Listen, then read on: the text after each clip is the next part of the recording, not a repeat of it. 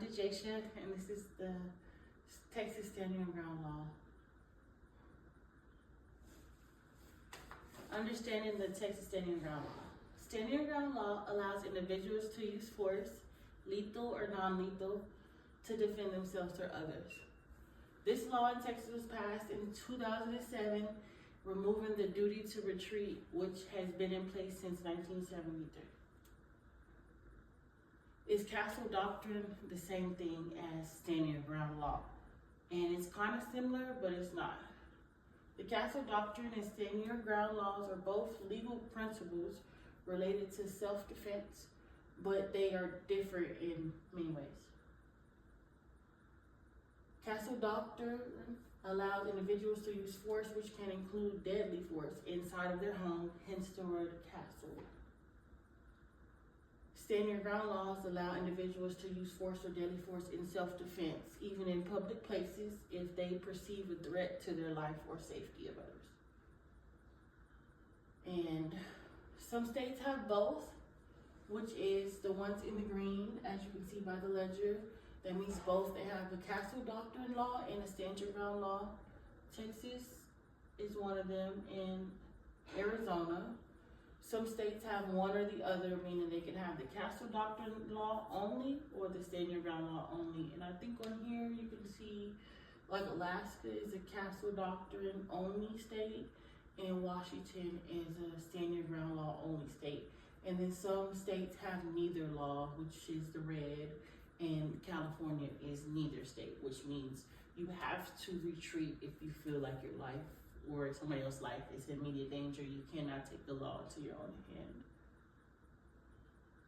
What does the law state? The law states that you can defend yourself and others with force or deadly force. The law states you can stand your ground if you are lawfully present, you are not in any way provoking the altercation, and you are not engaging in a criminal activity. The law states that you can use force in self-defense. And once again, self-defense is like a legal tactic, or self-defense can be used as a defense in a criminal case. How is the law applied? You can use the law anywhere you have the right to do so. So for instance, back to the back, if you're in Washington and they don't have either state, you cannot use any of these laws against you. So you can use this law anywhere you have the right to do so, not just in your house, your car, or the workspace in Texas. Reasonable fear of harm or immediate danger or forcible felony, which could be robbery, seriously bodily harm, which is like assault, aggravated assault, or even death. You can use the law to also defend the third person, which is somebody else. If you see your sister is getting robbed at gunpoint, if you feel like you can step in, step in. Proportionality, which is like the force used must be proportional to the perceived threat. So if a kid runs up to you with the water gun, don't shoot the kid down. Like, that's not the point of this law. This law is not for that. Okay, the public opinion about the Texas Stand Your Ground law. Rural residents and gun supporters strongly agree with this law being passed. Most supporters felt it would help protect their family, their property.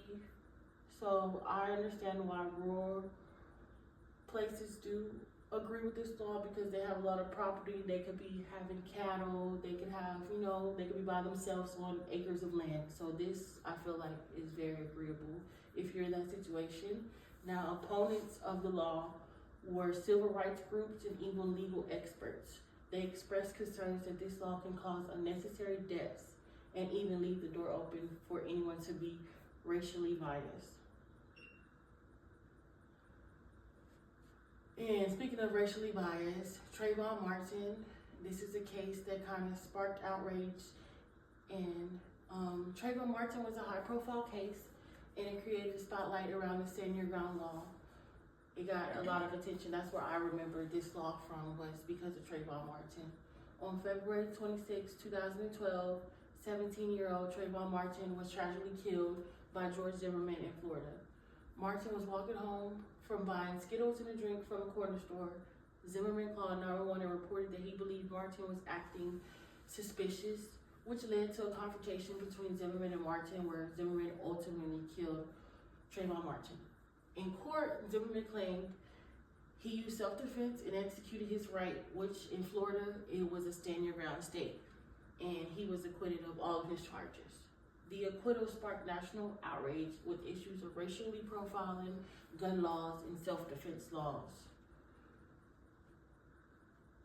People protested. Okay, other states.